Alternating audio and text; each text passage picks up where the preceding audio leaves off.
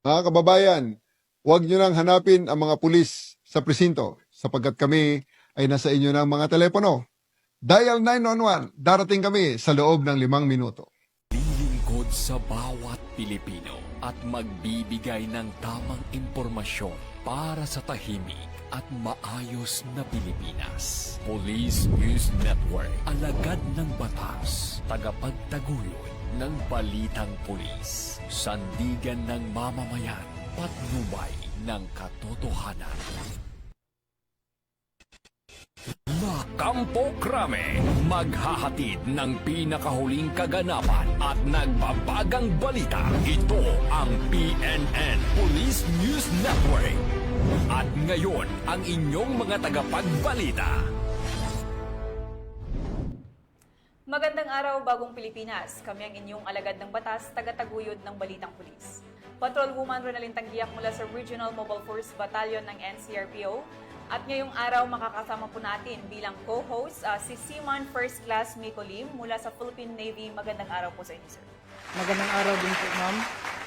Bago po ang lahat, nais ko lang po magpasalamat sa Philippine National Police sa pagbibigay ng oportunidad na kami po ay inyong makasama dito sa inyong programa. Kami po ay maghahatid na sa inyo ng tamang balita, kwento ng pulis at serbisyo para sa mamamayan. At ito ang PNP News Online. Ang pangunahing balita ng Police News Network, alagad ng batas, tagataguyod ng Balitang Pulis.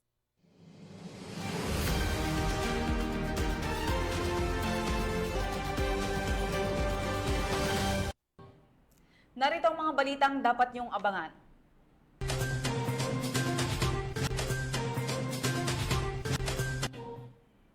₱20.4 milyong pisong halaga ng shabu na sabat sa Mandaue City, Cebu. 11 miyembro ng Bangsamoro Islamic Freedom Fighters formal nang nagbalik loob sa pamahalaan. At sa mga dayuhang sangkot sa kidnap for ransom na aresto ng PNP Anti-Kidnapping Group.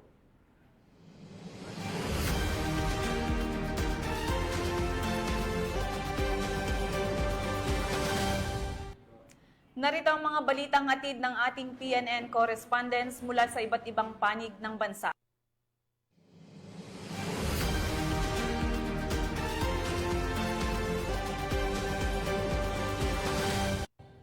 Simulan natin ang balita mula sa bahagi ng Luzon.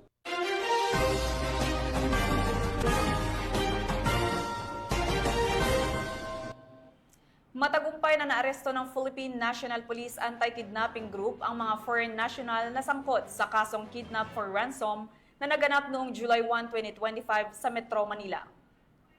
Sa isinagawang press briefing sa Camp Crame, inihayag ni PNP Chief Police General Nicolas Torre III na nasakote ang mga sospek sa isang follow-up operation na isinagawa sa lalawigan ng Batangas. Bukod sa pagkakaaresto sa mga dayuhang suspek, na-recover din sa kanila ang mga sasakyang ginamit sa krimen na posibleng magsilbing mahalagang ebidensya sa isinagawang investigasyon. The Philippine National Police today is here to report the successful resolution of a kidnap ransom case involving a foreign national who was abducted under the pretense of a vehicle transaction. The incident took place last July 1, 2025 in Metro Manila, and based on our investigation, it became clear that the kidnapping was premeditated and carried out by an organized group composed of both foreign and local individuals. The victim, who was assisting a relative in a supposed car sale, met with the individuals who turned out to be the part of the kidnapping operation, and after gaining the victim's trust, they took control of the vehicle and demanded a large sum of money from the family in exchange for the victim's release. Once the incident was reported, the PNP immediately activated our anti-kidnapping action team and launched a coordinated effort with other law enforcement units. Over several days, we conducted surveillance, intelligence build-up, and interagency coordination. And on July 13, after days of negotiation and follow-up operations, our team successfully rescued the victim in Batangas and arrested several suspects. Follow-up pursuit operations led to the apprehension of more individuals in different locations, including Metro Manila and Cavite, and the recovery of multiple vehicles linked to the operation. We are currently preparing the appropriate charges against all those involved, and our initial assessment points and our initial assessment points to a highly organized group that may also be linked to other similar incidents in the past. This case serves as a strong reminder of the importance of immediate reporting, community cooperation, and sustained vigilance to those who continue to operate criminal enterprises in our country. Know that the PNP is fully committed to tracking you down and holding you accountable. To our law-abiding citizens and partners in the private sector, we thank you for your continued trust and support. The safety of our communities remains our top priority, and we will remain relentless in our mission to protect. Maliwanag ito na produkto ito ng early reporting. May cooperation kaagad ang biktima. Though may mga negotiations na ginawa sila, pero eventually they trusted us and gave us the confidence and support. Kaya nagawa namin ito na mahuli talaga itong 12 ang tao natin dito. 12, 6 na foreigners at 6 na Pilipino ang nahuli natin dito.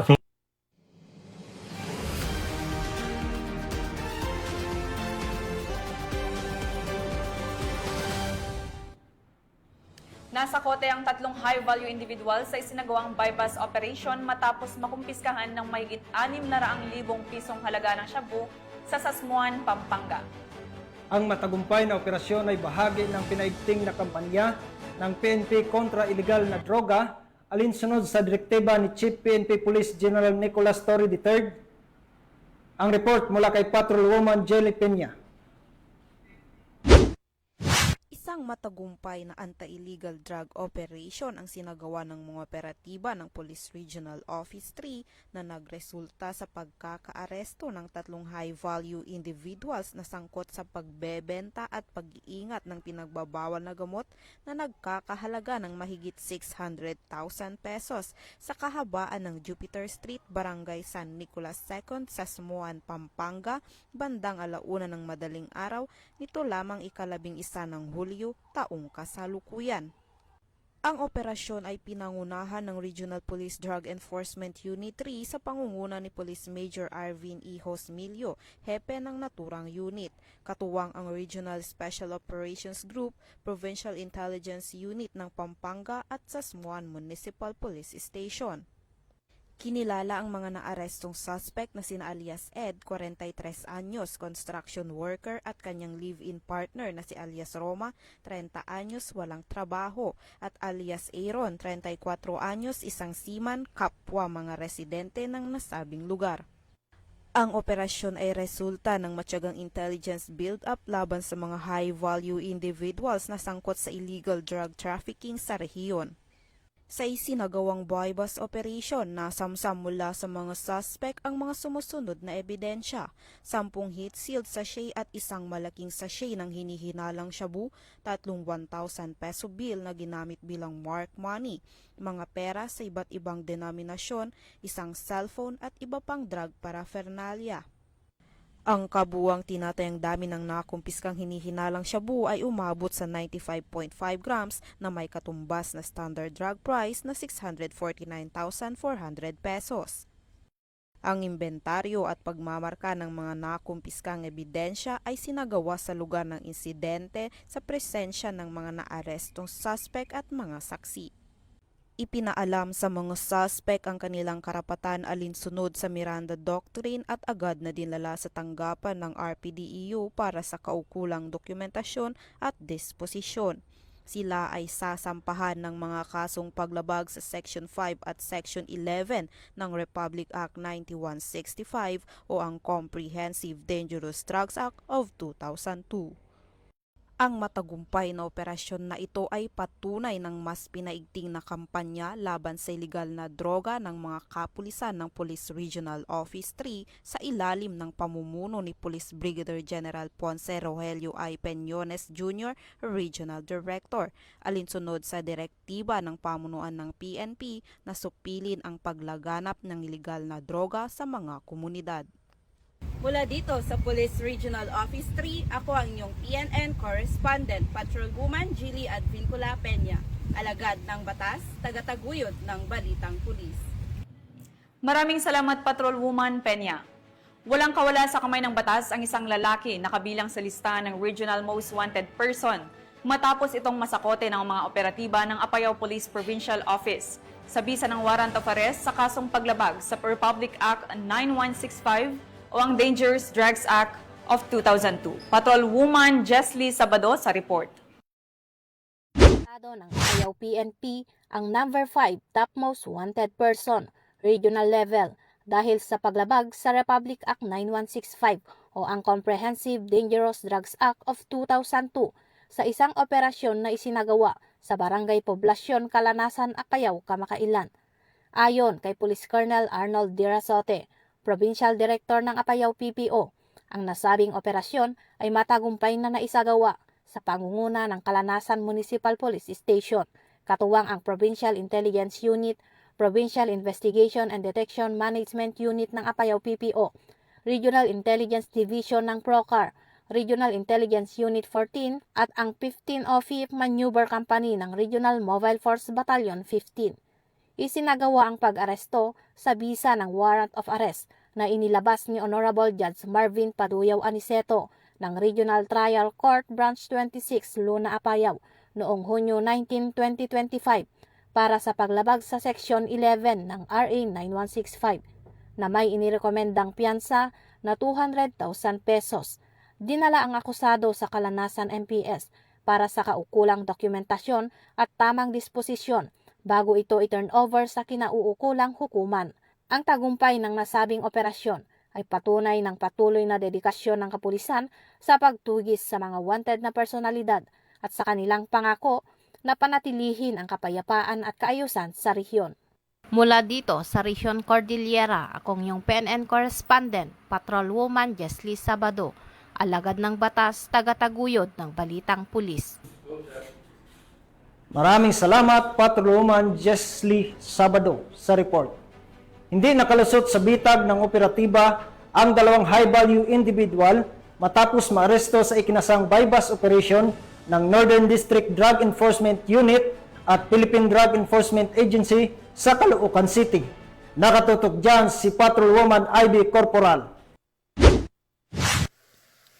Arestado ang dalawang high-value individual sa isinagawang bypass operation ng pinagsanib na puwersa ng Northern Police District, District Drug Enforcement Unit at Philippine Drug Enforcement Agency sa Barangay 133, Caloocan City, dakong alas 4:45 ng madaling araw nitong Hulyo 11 taong kasalukuyan.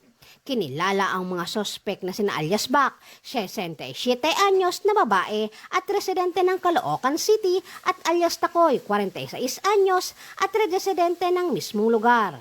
Nakumpiska sa mga sospek ang tinatayang 75 gramo ng hinihinalang shabu na may halagang humigit kumulang 510,000 pesos.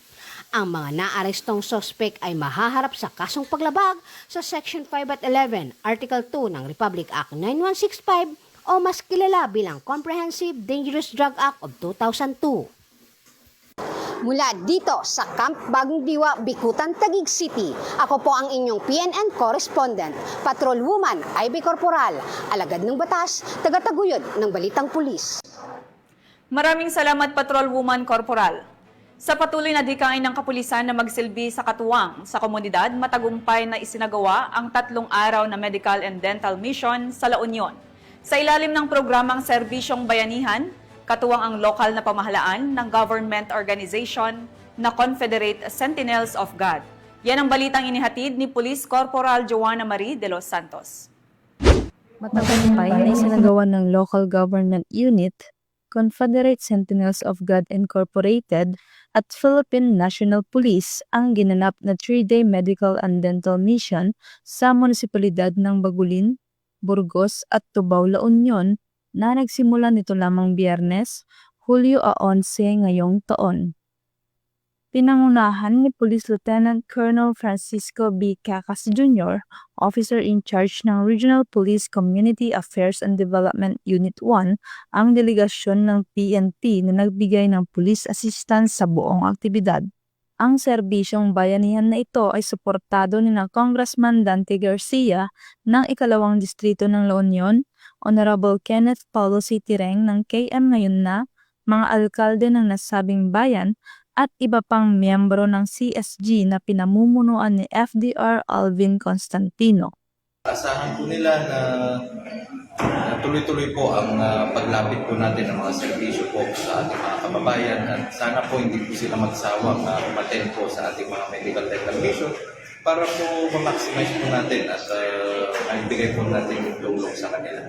And maraming salamat po sa lahat, mga volunteers, mga personal po ng PNP sa pagtulong po at pagsuporta po sa ating mga programa po kaya po ng medical dental vision.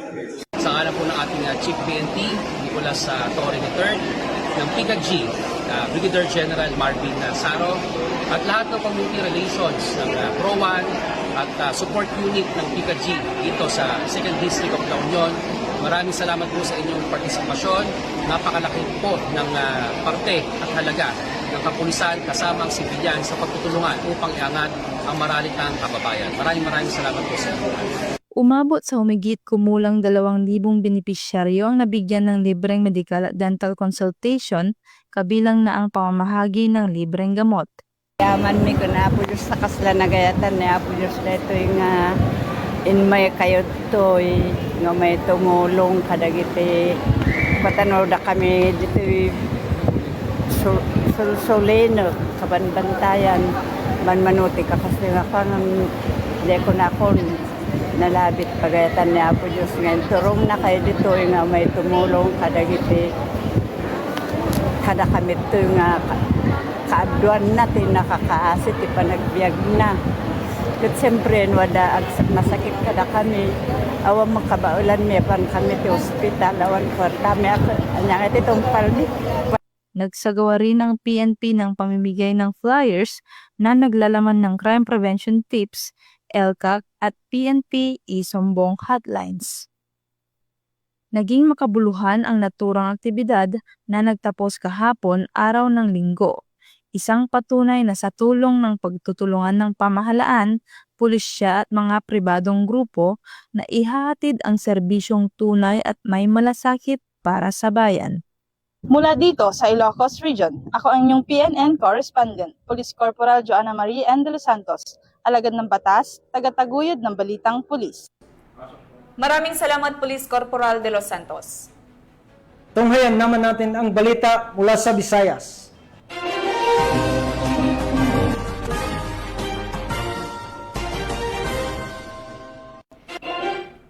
Hindi na umabot sa mga lansangan ang malaking bulto ng iligal na droga matapos masabat ng mga otoridad ang tinatayang 20.4 milyong halaga ng hinihilang shabu mula sa isang dalagang suspek sa Mandaue City, Cebu.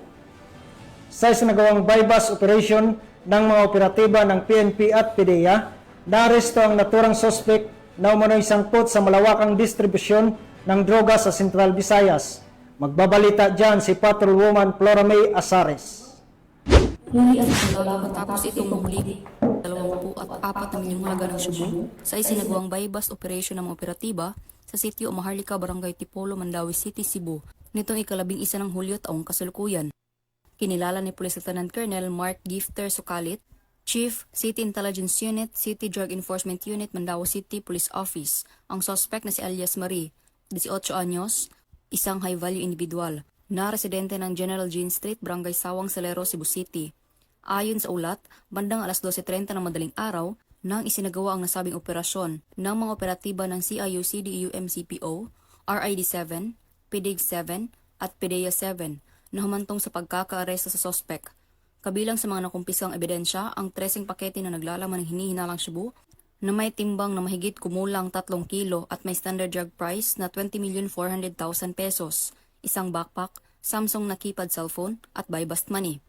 Ang nasabing sospek ay kasalukuyang nasa kustodiya ng nasabing tanggapan at mahaharap sa kasong paglabag sa Section 5 at 11, Article 2 ng RA 9165 o Comprehensive Dangerous Drugs Act of 2002. This significant bust highlights ongoing efforts to combat illegal drug trafficking in the region, a continuing priority for law enforcement agencies in Cebu. As the operations unfolded, authorities made clear their commitment to ridding the streets of illegal substances and dismantling drug syndicates. City Director Acosta Jr., in his statement, emphasized the importance of cooperation and vigilance in the fight against illegal drugs. He said that we should remain committed to our mission of ensuring the safety and well-being of our communities. The arrest of individuals involved in the drug trade is a direct result of our collaboration with various agencies. This success sends a strong message that drug-related activities will not be tolerated in Mandawi City. Authorities urge the public to remain vigilant and report any suspicious activities to local law enforcement to help continue the fight against illegal drugs. Mula dito sa Central Visayas, ako ang inyong Police News Network correspondent, Patrolwoman Flora May Azares, alagad ng batas, tagataguyod ng Balitang Pulis.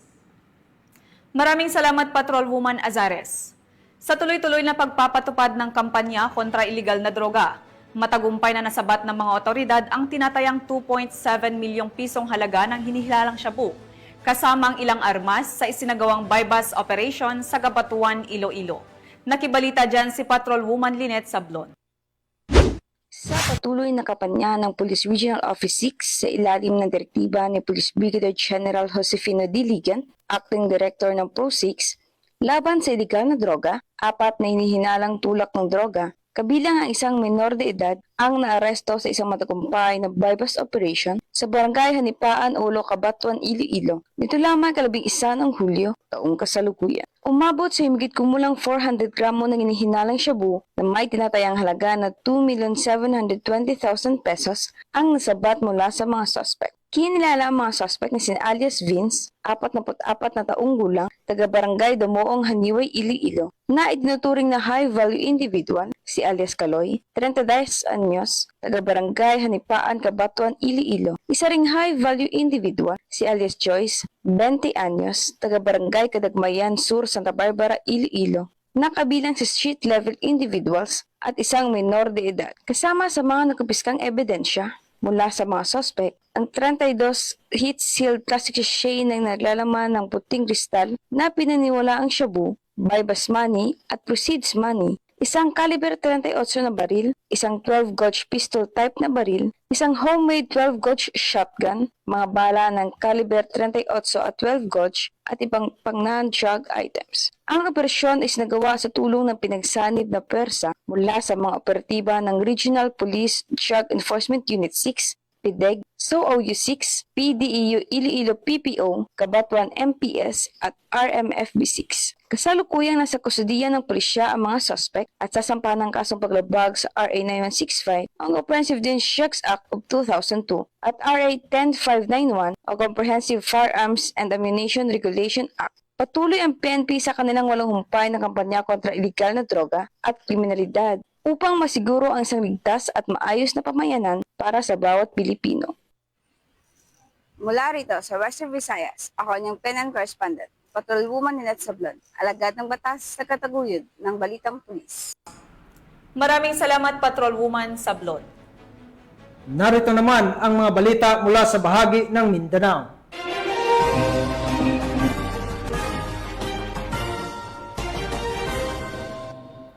Isang makasaysayang hakbang tungo sa kapayapaan ang nasaksihan sa Maguindanao del Sur ng 11 dating miyembro ng Bangsamoro Islamic Freedom Fighters ang formal na nagbalik loob sa pamahalaan.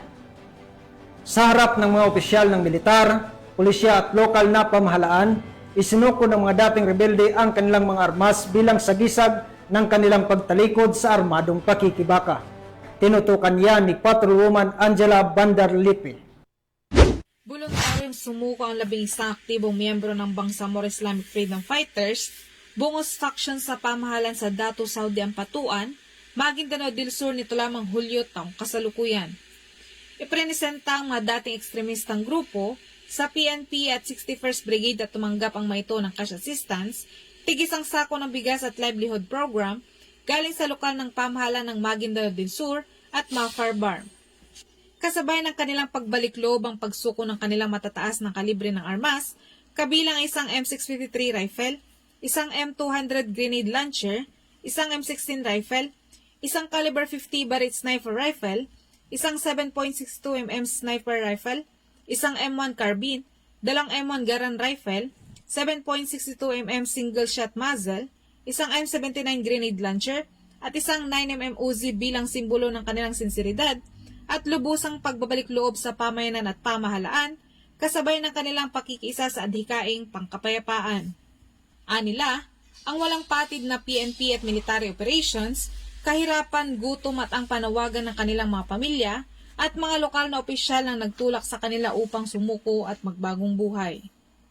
Ang pagbalik loob ng mga dating miyembro ng BIFF Bongos Faction ay isang patunay ng matagumpay na pagsikap at pagtutulungan ng kasundaluhan, kapulisan at lokal na pamahalaan sa lugar na siya nagpapakita na epektibong implementasyon ng mga programa ng pamahalaan na maibalik sa pamayanan at mabigyan ng pangalang pagkakataon ng mga dating lumaban sa gobyerno upang maging produktibong miyembro ng pamayanan, kapili ang kanilang pamilya at mahal sa buhay.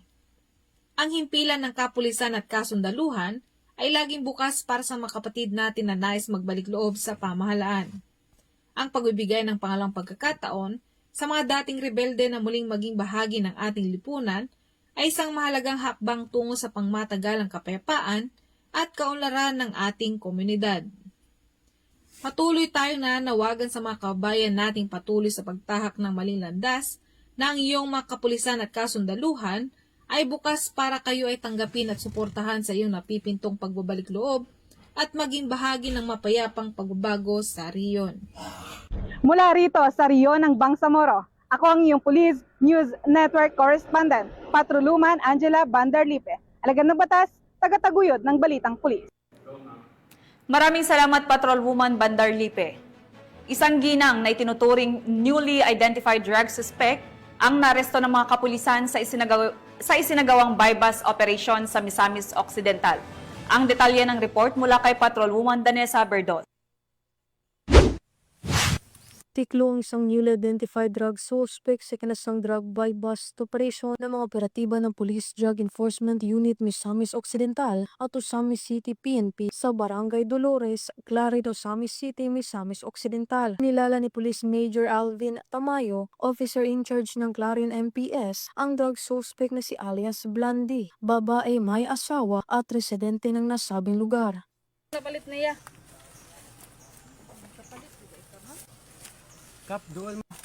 Gidakop sa salaot sa pamaligag mo ang illegal nga droga. Ikaw na katungod sa pagpakahilom. Sana nimong gipangsulti mahimo kaning pabor o laban kanimo bisag asang korte sa Pilipinas. Sa kinasang drug bypass operation ng mga operatiba ng Clarin Municipal Police Station at Provincial Drug Enforcement Unit ay nasamsam ang 6 na pakete ng hinihinalang shabu at isang 500 peso bill na ginamit bilang bypass money.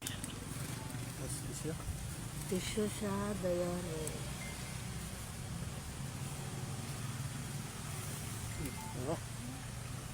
Isa. Tulo. 4. 5. 6. Ang suspect ay nahaharap sa kasong paglabag sa RA 9165 o Comprehensive Dangerous Drugs Act of 2002. Mula dito sa Camp Capistrano, Gusa, Cagayan de Oro City, ako ang inyong Police News Network Correspondent, Patrolwoman Danessa Berdos, alagad ng batas, tagataguyod ng Balitang Pulis. Maraming salamat, Patrolwoman Berdos.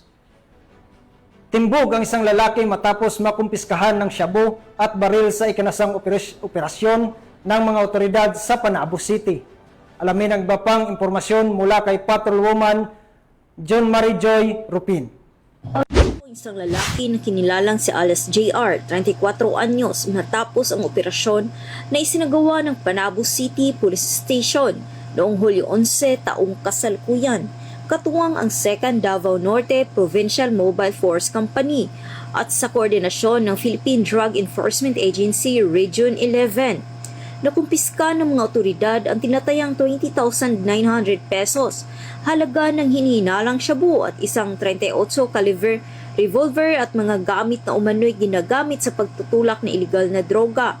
Ang suspek ay maharap sa kasong paglabag sa Republic Act 9165 o Comprehensive Dangerous Drugs Act of 2002 at Republic Act 10591 o Comprehensive Firearms and Ammunition Regulation Act. Ayon kay Police Lieutenant Colonel Dexter R. Cuevas, officer in charge ng Panabo City Police Station, malaking hakbang ito laban sa iligal na droga sa lungsod. Gayunpaman, binigyang diin ng mga otoridad na ang tagumpay ng kampanya kontra droga ay nakasalalay hindi lamang sa aksyon ng kapulisan, kundi pati na rin sa aktibong pakiisa ng bawat mamamayan. Mula dito sa Police Regional Office 11, ako ang inyong PNN correspondent, Patrolwoman June Mary Joy Rupin, alagad ng batas, tagataguyod ng Balitang Pulis. Maraming salamat, Patrolwoman Rupin. At para sa uling balita, mahigit 100,000 pisong halaga ng shabu ang nasabat ng mga operatiba ng PNP sa magkahiwalay na buy-bust operation na isinagawa sa lungsod ng Bayugan, Butuan. Narito ang report mula kay Patrolwoman Kay Francisco.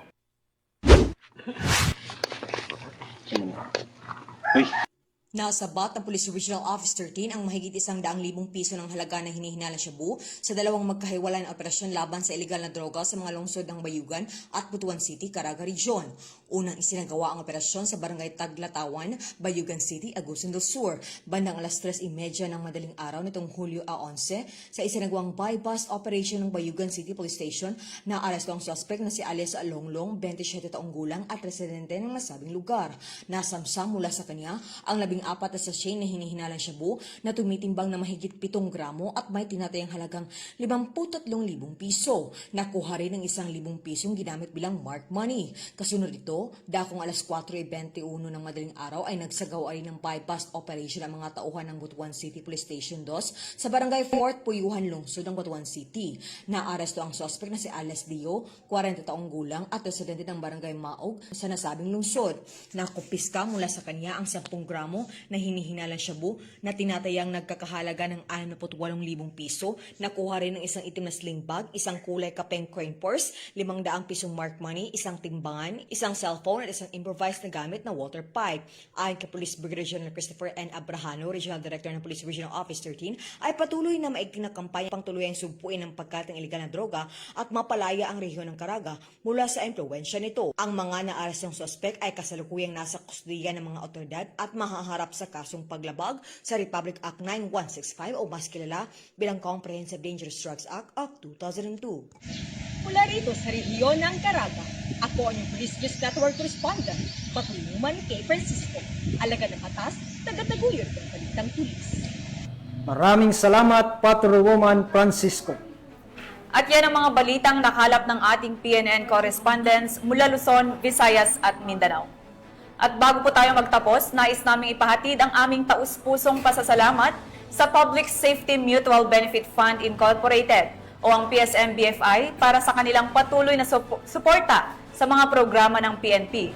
At ang patunay po dito ay ang kaninang umaga lamang ay formal nilang isinagawa ang turnover ng isang audio mixer na tiyak na mapapakinabangan dito sa studio. Once again, thank you po and God bless po sa inyo. Siyempre, hindi rin namin makakalimutang pasalamatan ang kasama natin ngayon na si Seaman First Class DL Miko Lim, Philippine Navy. Baka po may gusto kayong pasalamatan. Yes ma'am, maraming salamat po. Thank you din po ma'am. Gusto po naming batiin ang aming Flag Officer in Command na si Vice Admiral Jose Ma Ambrosio Q. Espeleta, Philippine Navy. At ang aming Commander ng SIMUG PN na si Captain Gregory Gerald B. Pabic, Philippine Navy GSC, at ang aming Deputy Commander ng SIMUG PN, si Colonel Nelo Hapson, Philippine Navy Marines GSC, at ang aming Acting Chief of Staff, and at the same time ang Commandant ng SEMO School ng SIMUG PN, si Commander Lady Chatterley Alvaro Sumbiling, Philippine Navy. At sa lahat po ng estudyante ng Journalist Advanced Specialization Course, Class 03-25, magandang umaga po sa ating lahat. Thank you, sir. Nais ko ring batiin ang aming Regional Director, Police Major General Anthony Abeliada Aberin, at syempre ang aming Force Commander, Police Colonel Celso M. Rodriguez. Hindi ko rin po makakalimutan ang aming Chief BICAS, Police Major Jefferson P. Sadang. Sa ngalan ng pamunuan ng Philippine National Police sa pangunguna ng PNP Chief, Police General Nicolas Torre III at sa pamumuno ni President Ferdinand Bongbong Marcos Jr. Kami ay maglilingkod sa bawat Pilipino at magbibigay ng tama at balanseng balita. At kami po ay muling nagpapaalala na huwag po nating hanapin ang mga pulis sa mga presinto sapagkat kami po ay nasa inyong mga telepono. Dial 911, darating kami sa loob ng 5 minuto. Dahil sa bagong Pilipinas, ang gusto ng pulis, ligtas ka. Mula rito sa tanggapan ng tagapag-ugnay ng pambansang pulisya, kami ang inyong alagad ng batas, tagataguyod ng Balitang Pulis. Patrolwoman Ronalyn Tanggiak mula sa Regional Mobile Force Battalion ng NCRPO. At ako naman si Seaman First Class Journalist Miko P. Lim, Philippine Navy, maghahatid ng tamang balita, kwento ng pulis at serbisyo para sa mamamayan. Ito ang PNP News Online. Ang pangunahing balita ng Police News Network.